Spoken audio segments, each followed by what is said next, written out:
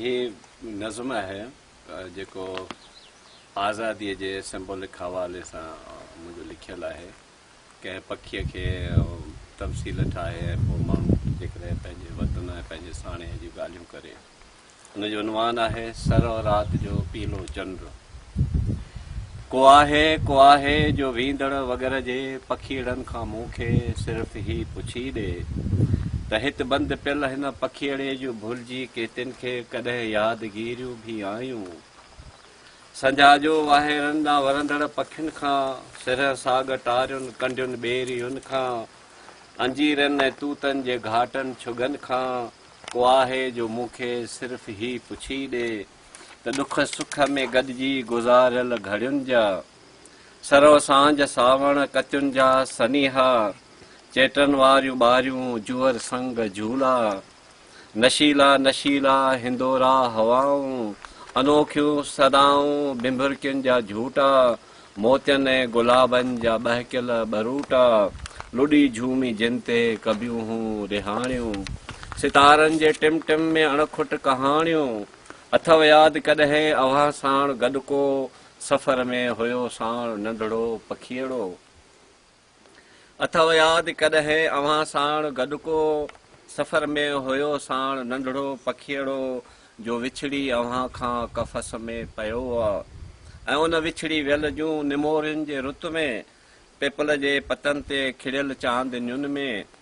कॾहिं के अव्हां खे संभारूं बि आयूं वग़ैरह थी वाहेरुनि ॾांहुं वरंदड़ पखीअड़ो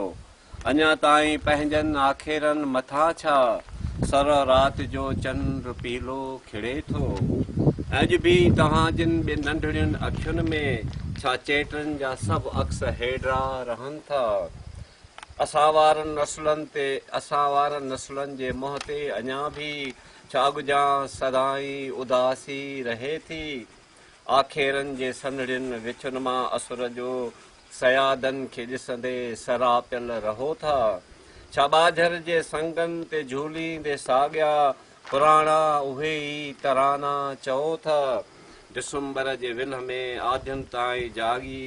सॼे ॾींहं जे कशमकश वारियूं ॻाल्हियूं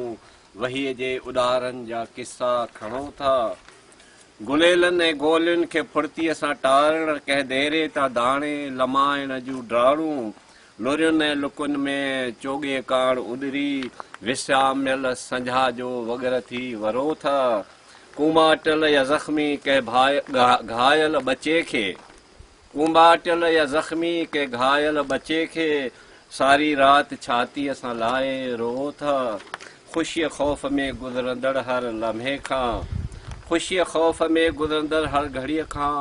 मञुमि इन अहिड़ीअ ज़िंदगीअ खां कोई संगी साथी बिना ख़ुशि न हूंदो